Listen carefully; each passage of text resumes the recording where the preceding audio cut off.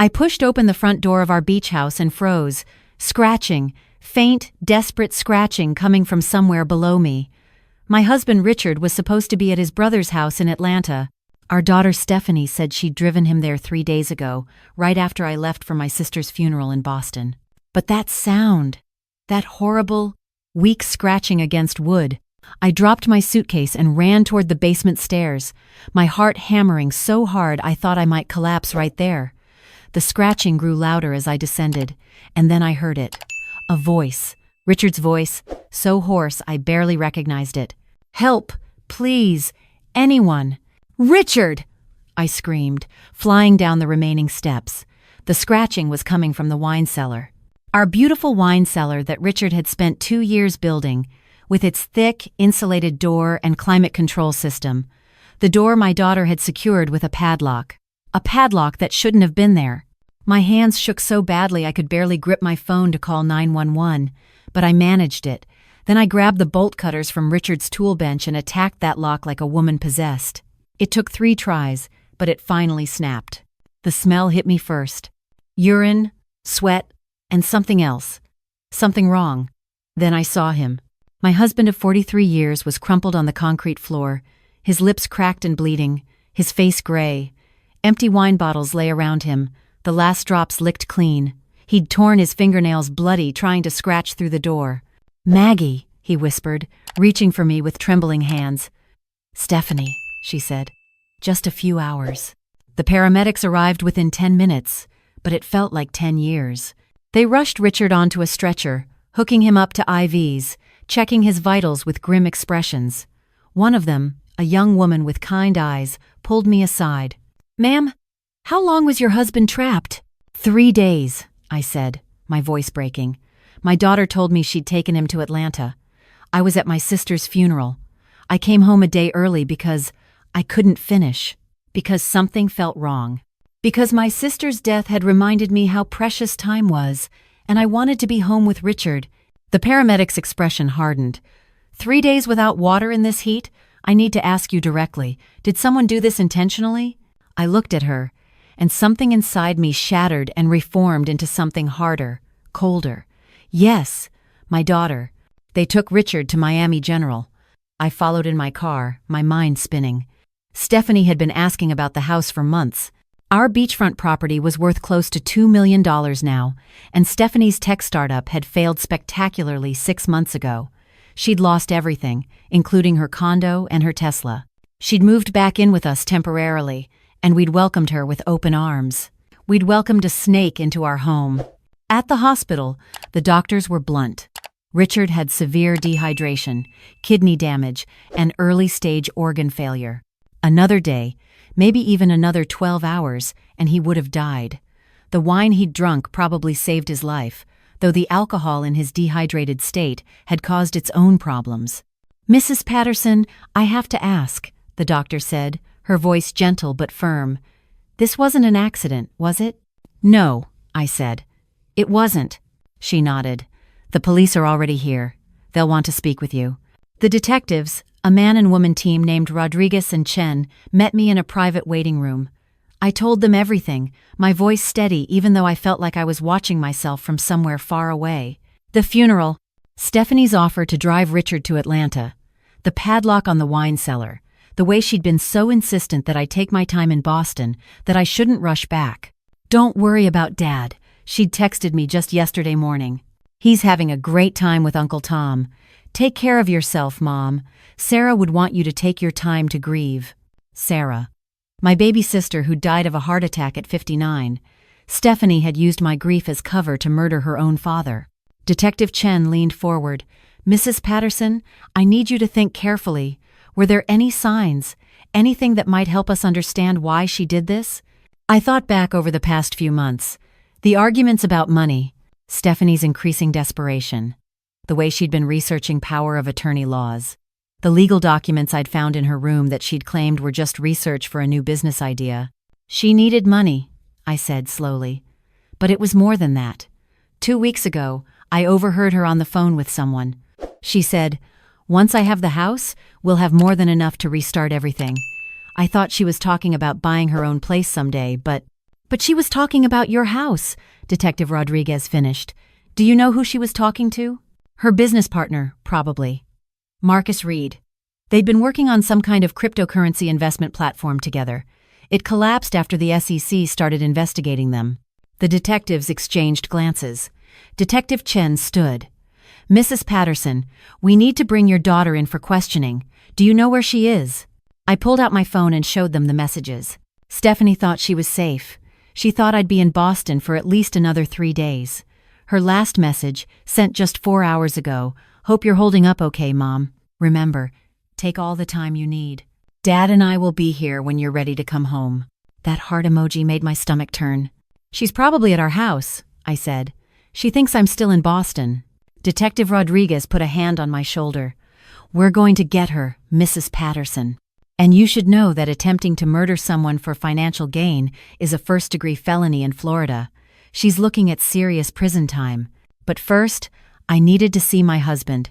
Richard was awake when I entered his room, IVs running into both arms, oxygen tubes in his nose, his eyes filled with tears when he saw me. Maggie, he croaked. How did you know to come home? I sat beside him and took his hand carefully, avoiding the bandages on his torn fingernails. I don't know. Something just felt wrong. I kept thinking about what Sarah always said, that we needed to appreciate every moment we have, so I took an earlier flight. She told me it would just be a few hours, Richard whispered. She said the wine cellar was the only place with cell service during the hurricane watch, that she needed me to call the insurance company about flood coverage. When I went down there, she followed me in. And then, he closed his eyes. She locked the door. I heard her put the padlock on. I screamed. I pounded on the door. She said, I'm sorry, Dad, but this is the only way. You and Mom will leave everything to me anyway, so what's a few years' difference? Rage flooded through me, white-hot and pure. Did she say anything else? She said Marcus was waiting in his car, that they had documents ready for the house transfer once. He couldn't finish, but we both knew. Once we were dead, she'd planned to kill us both. If I hadn't come home early, I would have walked into the same trap. The police arrested Stephanie at our house that evening. She'd been packing our valuables into boxes, planning to move them to a storage unit before I returned. They found the forged property transfer documents in her laptop bag, along with emails between her and Marcus discussing the timeline and how to handle the logistics. The most damning evidence was a text message Marcus had sent her yesterday. You sure 3 days is enough? My research says it takes 3 to 5 days for dehydration to be fatal. We can't risk him surviving. Stephanie had responded, the wine will speed things up. Alcohol plus dehydration equals kidney failure. Trust me, I've done the research. They'd researched how to kill her own father. The arraignment was 2 days later. I attended, sitting in the front row while Stephanie was brought in wearing an orange jumpsuit. She looked at me once, and I saw something in her eyes I'd never seen before. No remorse, no shame, just anger that her plan had failed. The prosecutor laid out the charges: attempted first-degree murder, elder abuse, kidnapping, fraud, and conspiracy. Stephanie and Marcus had planned to kill both of us and forged documents making it look like we'd transferred the property to Stephanie before our accidental deaths during the hurricane. The judge denied bail. The defendant is an extreme flight risk and danger to the community, particularly to the alleged victims.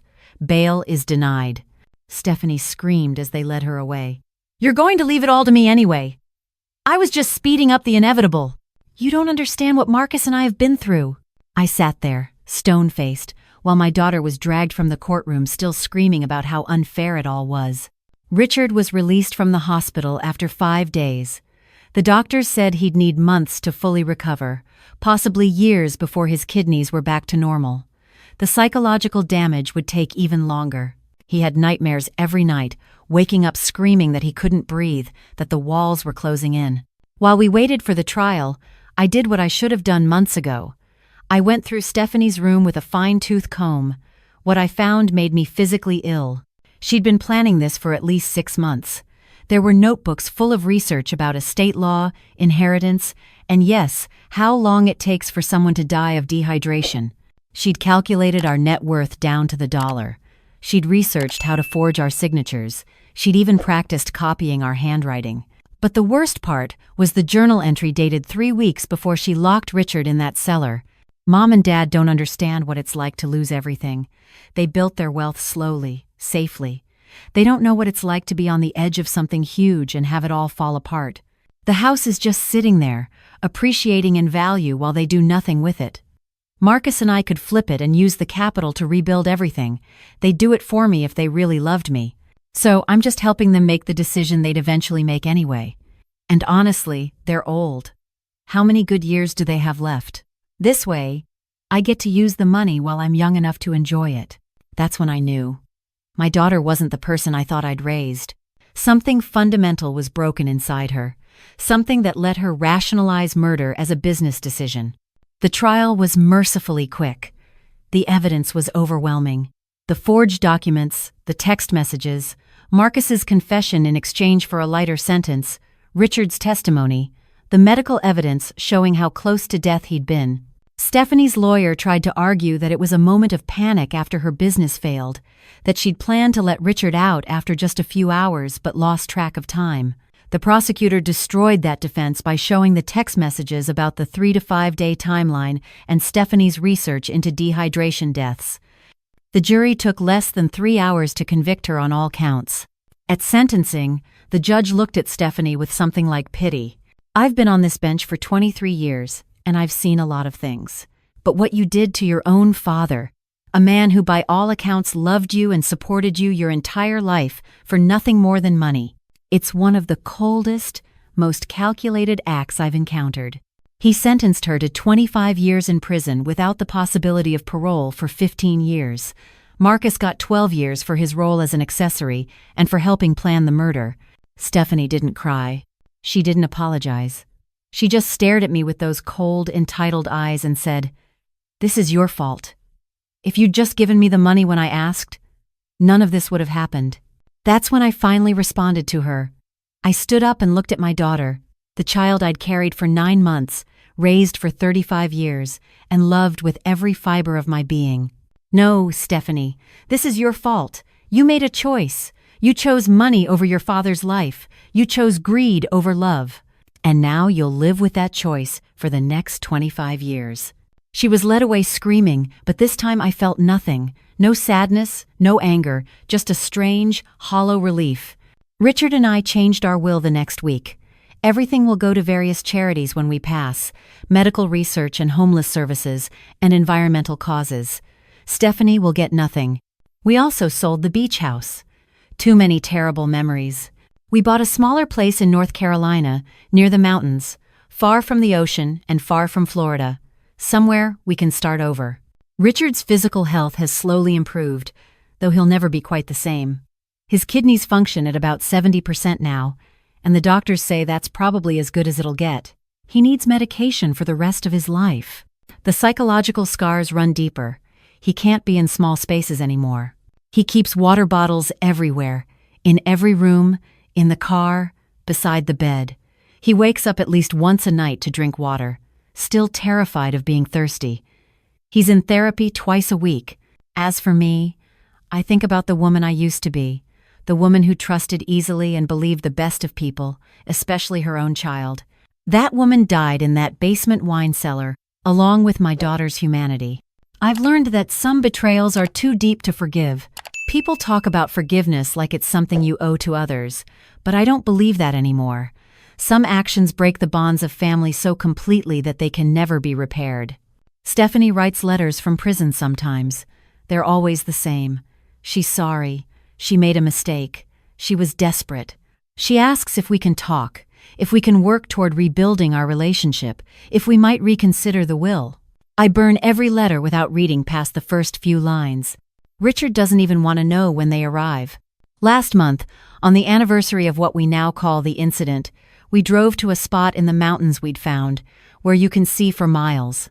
We sat there together, holding hands, watching the sunset paint the sky in colors that seemed impossible. "Do you think we did the right thing?" Richard asked quietly, cutting her off completely. I thought about it, really thought about it. Then I squeezed his hand. "She was willing to let you die of thirst in the dark for money, Richard. She researched how long it would take. She planned it for months.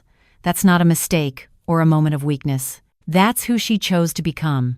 He nodded slowly, his eyes distant. Sometimes I wonder where we went wrong raising her. We didn't, I said firmly. We gave her love, support, boundaries, and consequences. We taught her right from wrong. She chose to ignore all of it. That's on her, not us. We sat there until the stars came out, two people who'd survived something that should have destroyed us. We'd lost our daughter, our home, and our innocence. But we still had each other. And we still had our lives. And that, I've learned, is enough. Because at the end of the day, the most important thing I learned from this nightmare isn't about Stephanie or money or family. It's that some people will show you who they really are when they think no one is watching, when they think they can get away with it. And when someone shows you they're capable of leaving their father to die alone in the dark, screaming for help that never comes, scratching his fingers bloody against a locked door, all for money they weren't even entitled to, believe them. The first time,